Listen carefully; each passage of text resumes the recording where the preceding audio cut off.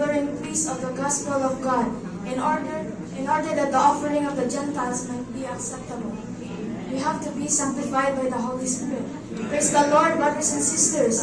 The Word tells us that we are called to be ministers of Christ, to spread the gospel to all nations, and to be a laboring priest of the gospel of God, dedicated his life to the commission of God. We too are called in the labor of the vineyard of the Lord.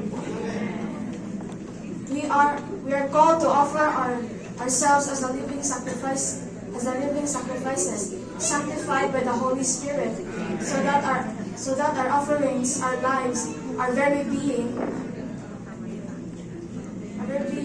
might be acceptable to God. Let us not be afraid to share the good news, for it is through our witnessing that the world will come to know the love and grace of our Lord.